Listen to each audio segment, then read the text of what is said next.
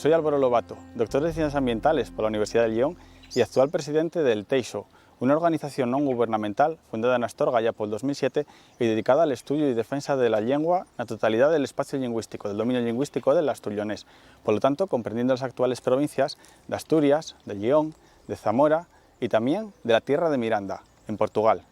Hoy vivo en Felechares, na comarca de la Valdería, onde tengo una explotación apícola e además soy aficionado a los traballos de recollida del patrimonio lingüístico. ¿Y qué es exactamente esto de los traballos de recollida del patrimonio lingüístico? Bueno, pues podríamos definirlos como el conjunto de técnicas encaminadas a la recopilación y a la conservación del material oral.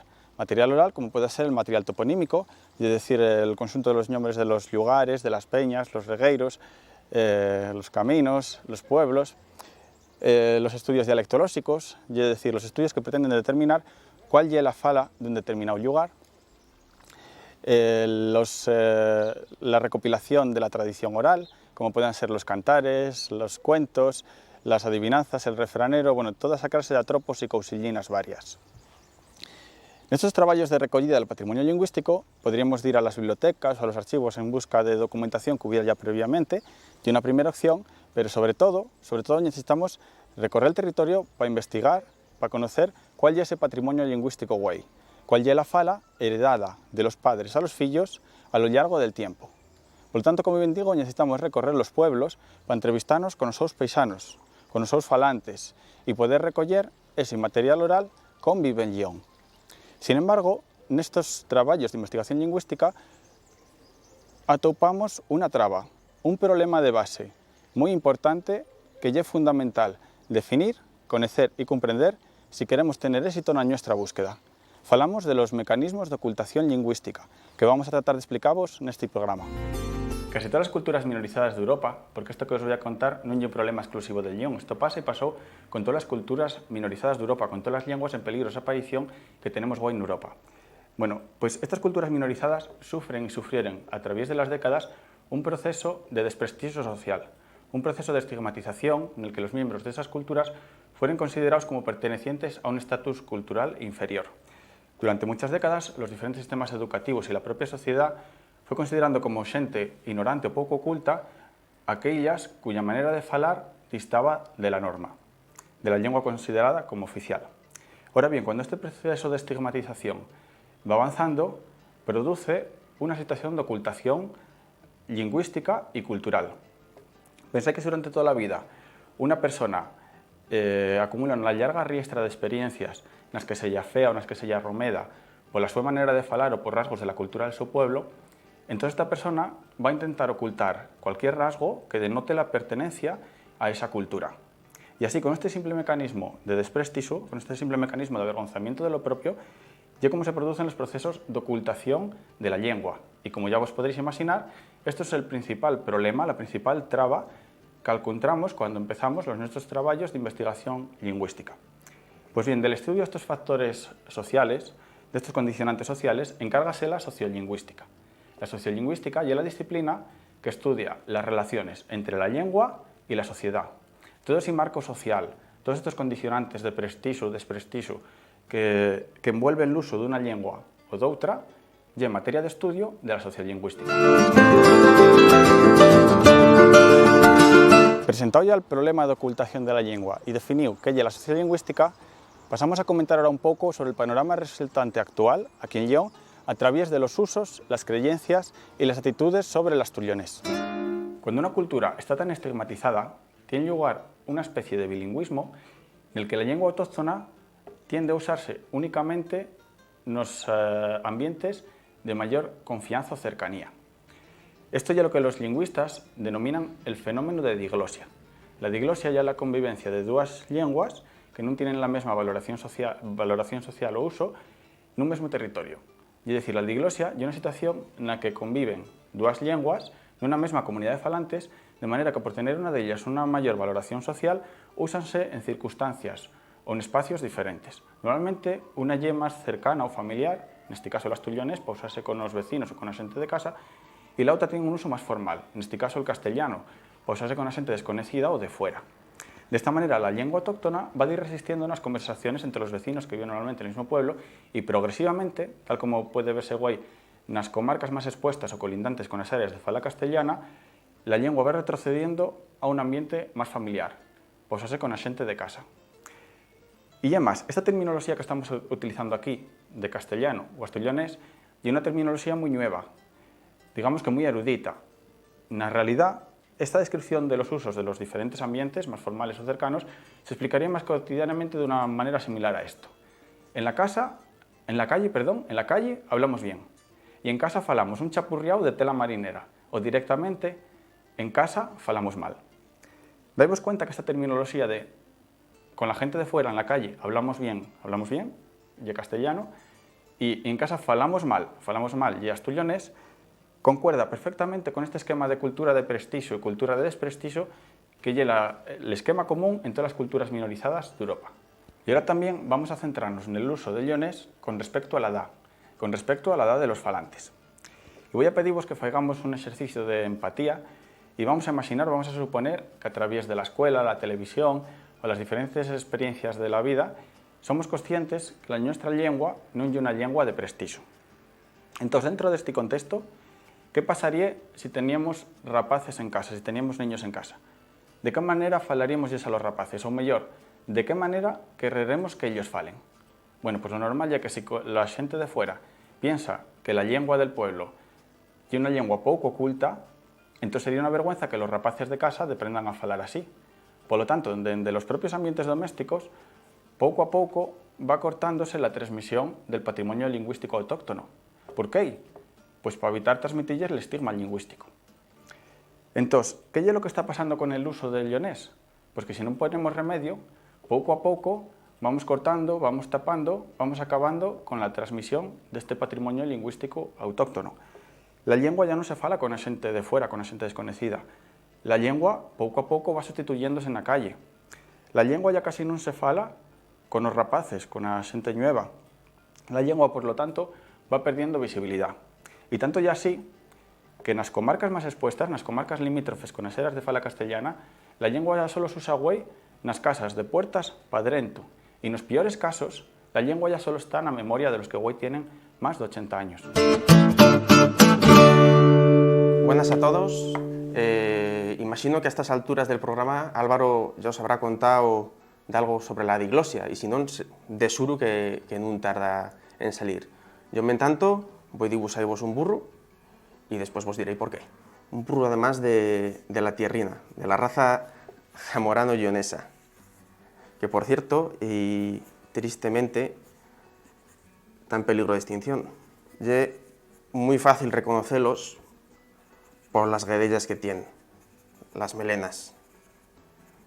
Son unos peluchones. A estas guedellas se las llama pinganillos, en el caso de este burro. Los pobres burros, bueno, ya sabedes que tienen muy mala fama de bobos, pero no es verdad, ¿eh? El burro es un animal muy inteligente. Lo que pasa es que no sufren que les maltraten, y entonces se ponen testerones y a cabezones no hay quien les gane. Por cierto, decimos que el burro rosna. El sonido que fae es el rosniu. Al filo de esto, quería falaros también del sonido que faen otros animales. Como por ejemplo, decimos que el gato miaga, la pita cacaresa, el perro lladra, ou refierve, ou agulla. El gochu ruña, la ovella berra, y el caballo decimos que rincha. Pero bueno, volviendo al nuestro burro zamorano-leonés y al tema de la diglosia, quería contaros cómo en el curso que hacemos todos los años la Asociación Cultural Faceira en Gión, sobre leonés tenemos un compañeiro, un paisano de Bavia, y contóunos, como siendo un rapaz, pasó a estudiar a Gión, y en clase el maestro les preguntó por el verbo ser, les dijo que conjugaran el verbo ser, y él entamó, yo soy, tú sos, y ya no pudo seguir. El maestro dijo, oye, tú sos un burro. Claro, el prove simplemente había utilizado lo que falaban en su casa, de manera natural la conjugación ionesa del verbo ser, que es a saber, eu soy, tú sos, el ye, nos somos, vos sodes ou sois, ellos son. Así que nada más, vos animo a ser unos burros en el sen de testerones, de ser tozudos y defender la nosa llengua.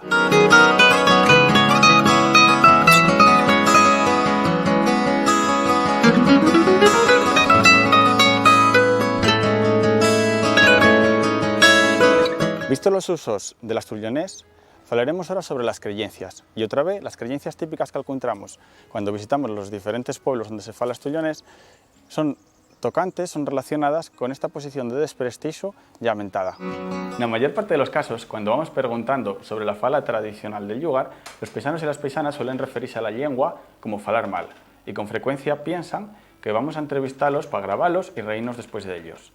Vamos, que está profundamente asentado la idea que el uso de la fala ya es motivo frecuente de mofa o de burla para la gente de fuera.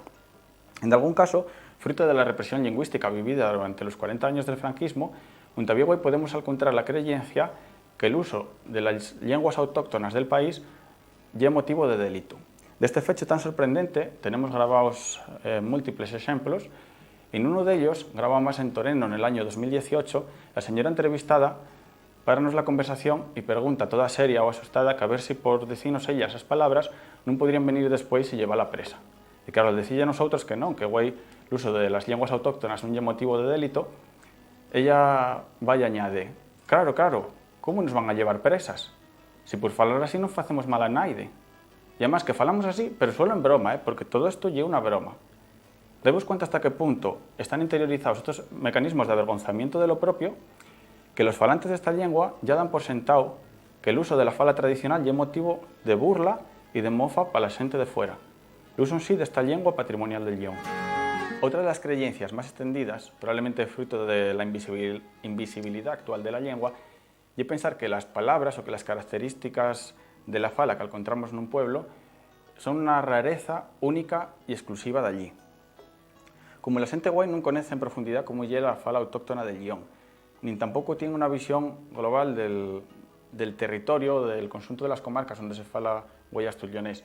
Y además, los falantes de los otros pueblos de la contorna tienden a ocultar la fala autóctona, entonces la gente piensa que el léxico, que las palabras o que las características de la fala del seu pueblo son una rareza única y exclusiva de allí, por la falta de visión del conjunto de la lengua en su totalidad. Otra de las creencias ampliamente extendidas es pensar que falar asturianés es motivo de deshonra o de vergüenza. Esto normalmente hace que cuando vamos a investigar la fala de un lugar, de primeras, la gente nos diga que allí la gente ya no fala mal, que eso ya más bien el pueblo de Allau. Y cuando vamos a investigar también la fala del pueblo de Allau, la gente de primeras también te dicen que así ya como falan en el pueblo siguiente. Y cuando vamos también a investigar la fala del pueblo siguiente, ya es muy normal que nos digan que así ya como falan en el pueblo anterior, del que ya venimos. Vamos, que aunque todos sean falantes o a lo menos conocedores de la fala autóctona del lugar, tal como queda recogido en las conversaciones, las culpas mejor que queden para los otros.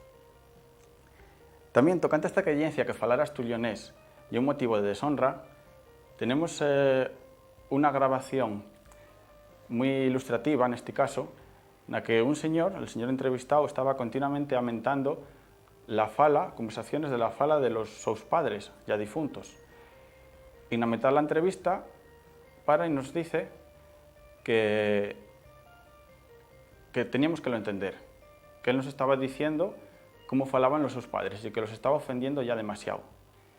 Y entonces a partir de ese instante llegó a decirnos más una entrevista sobre la fala del lugar y tuvimos que dejar la conversación en ese punto, por una supuesta deshonra de los falantes, cuando nosotros tocamos este asunto con mucho respeto y mimo, porque para nosotros es un tesoro cultural.